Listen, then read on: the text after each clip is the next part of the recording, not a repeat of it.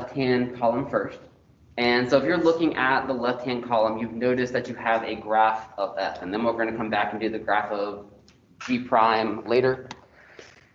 But looking in that first column, so this is the graph of f, and I have a bunch of follow-up questions, and we're just going to mainly be looking for an x value that would match the description that's being asked. So if I'm looking at this first one, to kind of show you what we're looking at, it tells me that I want to find an x coordinate where f of c is greater than 0 and f prime of c is less than 0. So when I do problems like this, I tend to do my justification first, so that way it can help me find my x values a little bit better. And remember, when you're doing your justifications, you always want to use the graph that you're looking at. So since on this left-hand side, they give me the graph of f, all of my justifications will be like, because f is, and then kind of fill it in. So for this first one, I'm going to go ahead and just write, like, I'll have an answer here. I like doing my justifications first. So I have because, and I see f of c is greater than 0. So I had to think to myself, well, what would it mean if f of c is greater than 0? That would mean that it is above the x-axis. And then I see this statement where it says f prime of c is less than 0. Well, that's the derivative. If your derivative is less than 0, what is the function going to be doing? The function is going to be decreasing. So I'm basically looking for an x value that is above the x-axis and decreasing. There's definitely more than one answer you can pick, but we're looking for an x value that works. I'm just going to pick an easy one to choose. X equals -2 works because that is above the x-axis and the graph is decreasing there. But I have a clear and concise justification. Another one, let's look at number 2. I have f prime of c is equal to 0 and f double prime of c is greater than 0. So again, I like doing my justifications first. So I'm going to go ahead and say because, well, we need to think to ourselves, well, what would it mean if f prime is equal to 0? So when we think of f prime is equal to 0, we know that does mean the derivative is 0, the slope is 0. What kind of feature is it going to look like if we do have the derivative at 0? The horizontal tangent. So I would have because, so this first one, I'll say something like f has a horizontal tangent. And then I have the second statement, f double prime of c is greater than 0. We know the second derivative deals with concavity, so f has a horizontal tangent and is concave up. So for number 2, you're looking at a spot that has a horizontal tangent and concave up, which appears to be right here. I do give you the exact spot of that underneath the graph. So it says there is a horizontal tangent at x is equal to 0.3. There's also horizontal tangents at -3 and -0.5. I don't know why I just put it in the wrong spot. The one that ends up being concave up, though, is that -1.5. -0.5, not 1.5. So I'm going to do 3 and 4, and then I'm going to switch over to the other side and let you practice kind of doing the bottom half on your own before, instead of me just doing all of them. So looking at 3, I know we're looking at where it says f prime of c is undefined. And we know that f prime of c is undefined when there's certain features on the graph. A little bit bigger. So again, I like doing my justifications first. So f prime of c is undefined because, and then we want to think of the different options that makes a derivative undefined. And those options, of course, are a discontinuity, a corner/cusp, or a vertical tangent. So if I'm looking at the graph of f where it's undefined at, there's really only one spot where f is undefined, and that's going to be at 3. So we have x equals 3 because f has a cusp or corner at 3. I said I would do 4, but I think I'm going to let you try that one on your own. So after I finish the notes, you're going to try 4, 5, 6, and 7 on your own. But I do want to spend some time now talking about the other side of this. So this is the graph of G prime, and this is where I do start seeing some mistakes. So we are no longer looking at the function. We're looking at the derivative of G. So we have to interpret it in terms of G. So like this first one is pretty straightforward. We want to find where G prime is greater than 0. Well, this is the graph of G prime. So my reasoning for whatever I locate will be because G prime is above the x-axis. So this one's pretty straightforward. We look at the graph, we can pick anywhere above the x-axis. I'm just going to pick a random one. Let's just say x equals to 1. But that's going to be a pretty easy one to do. Number 9 is when we actually have to make some interpretations. So when we see G double prime is greater than 0, we know that means that the function is concave up. But we're not looking at the function. We're looking at G prime. So you have to think to yourself, kind of going back to that chart, how is G double prime, how would that be associated with G prime? So if you think back to your chart, I'm going to kind of draw in the chart that row I'm talking about right here. We used F in the chart, but we had one section where G double prime was greater than 0. That would mean that G is concave up. But the section we're talking about for this one is what G is doing, so you have to think about the equivalent statement. The equivalent statement of G being greater than 0, we know, is G prime is increasing. We kind of have where I said, like, when the derivative is increasing, the function is concave up. So my justification, if I'm looking for where G double prime is greater than 0, my reasoning still has to include G prime, because that's the graph I'm looking at. And I want to find a spot where G prime is increasing at that value. So where is G prime increasing? You can choose anywhere along this first section up to -3, anywhere from like that -0.5 to 1.3, or really anywhere from 4 to the end of the graph. So anywhere that G was increasing at doesn't have to be above or below the axis. We're just looking at where it's increasing. So I am just going to pick, I'm going to choose 0 because we see at x equals 0, G prime is increasing at that value of x is equal to 0. Again, we also know when we go back to actually have to draw the graph, we know we do need to draw the graph as concave up whenever G prime is increasing. Number 10, let's also interpret this in terms of G prime. So normally when I see G prime is equal to 0, that means we're looking for horizontal tangents. But this is the graph of G prime. So if I'm looking for where G prime is equal to 0, I'm literally looking at where G prime hits the x-axis. So we do have lots of options here. I'm going to pick, we'll choose 2. Again, there's different options, but I can say x is equal to 2 because G prime is on the x-axis.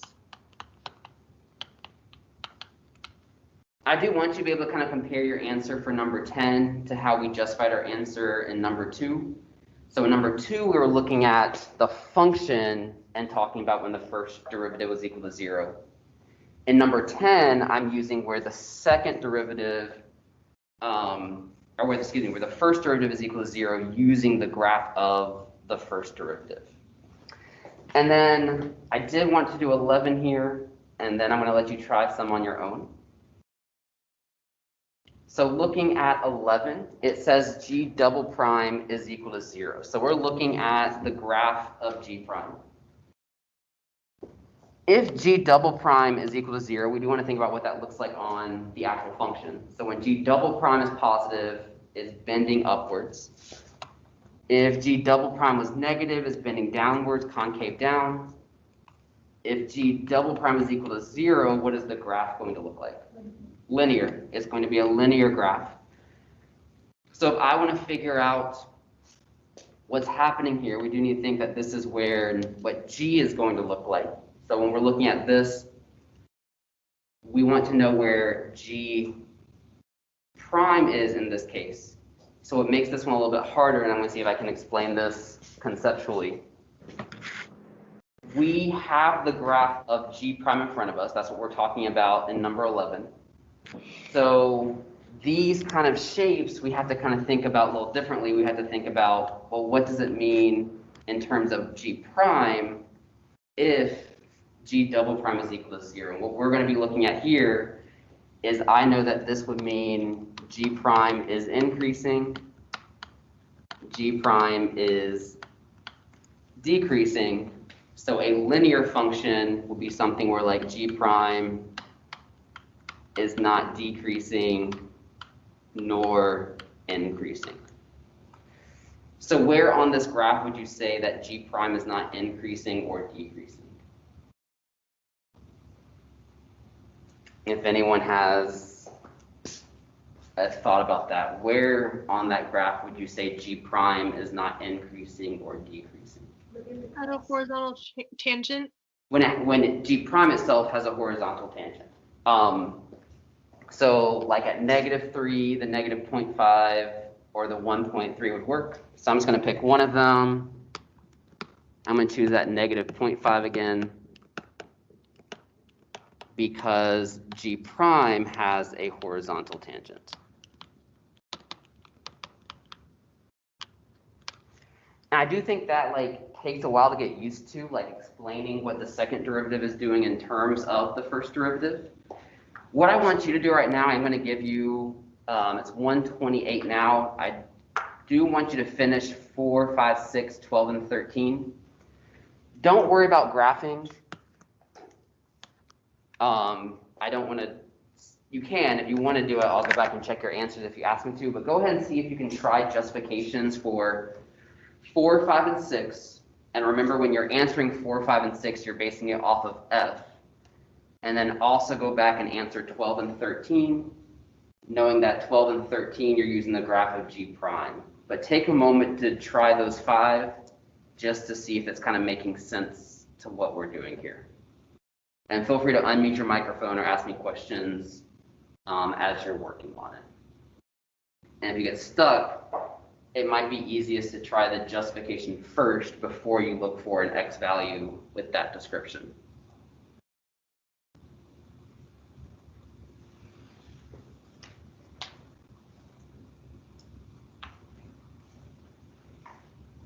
But we'll go over it at, I'm going to give you 6 minutes, or less if I get bored, but about 6 minutes.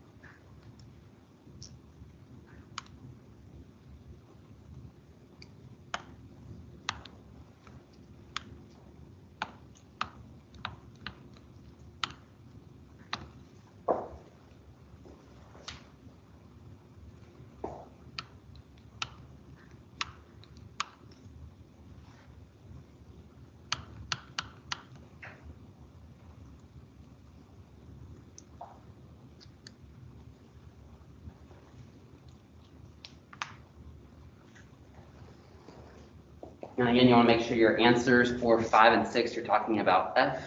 Your answers for 12 and 13, you're talking about G prime as your justification.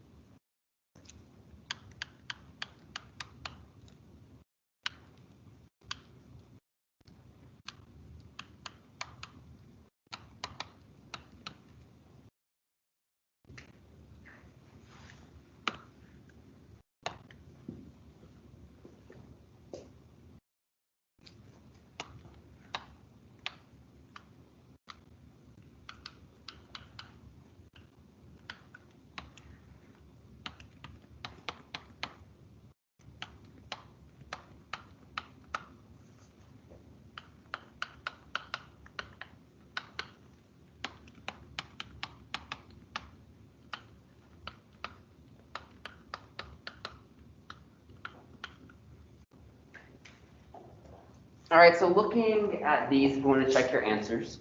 So numbers 4, 5, and 6, again, we're basing our answer off of the graph of f. So this first statement said f prime is less than 0 and f double prime is greater than 0. Well, we know that when f prime is less than 0, that means that we're decreasing. When f double prime is greater than 0, when we're concave up. So you're looking for a section of the graph that's decreasing and concave up. So that's going to be kind of like the bowl shape that you see. Any x value to work on that interval, I'm going to choose -1.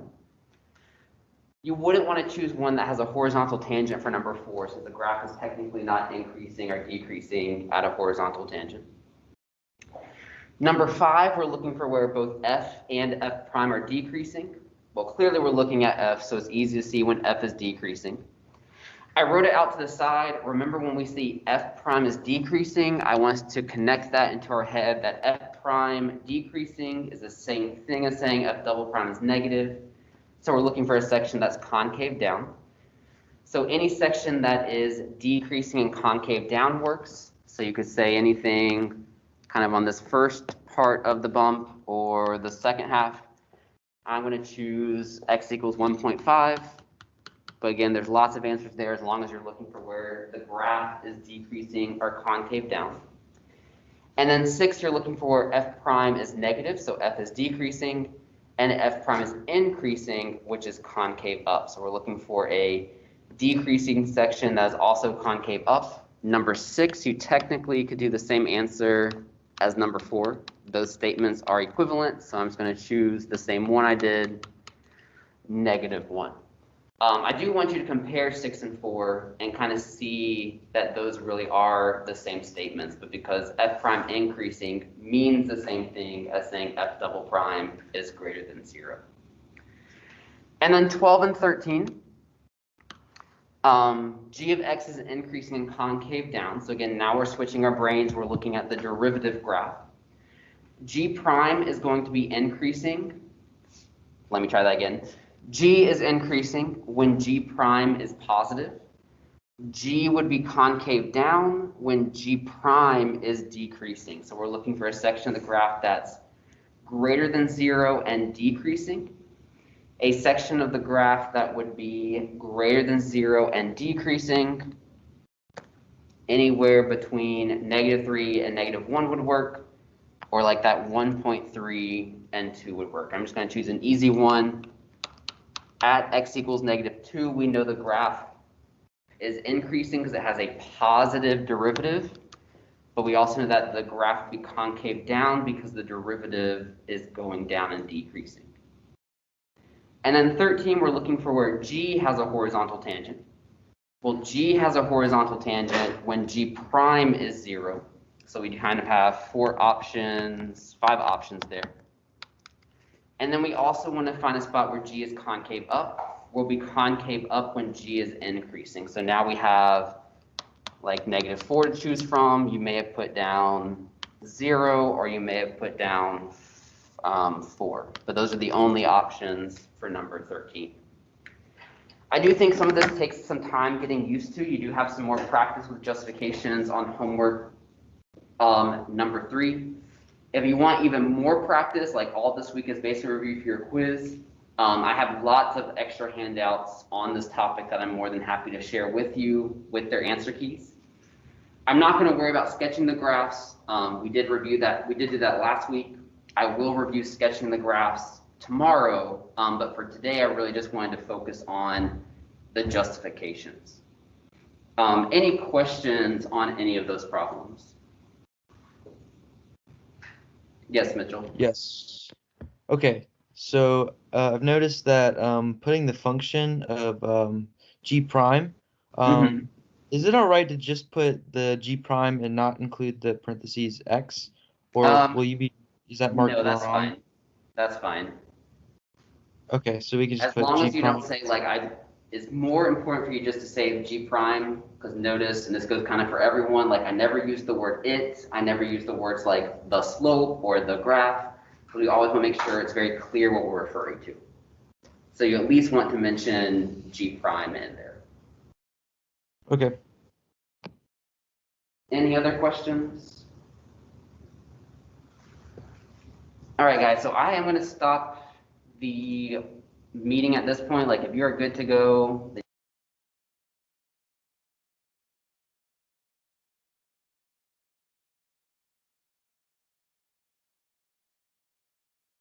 Mr. Brown, you're on mute.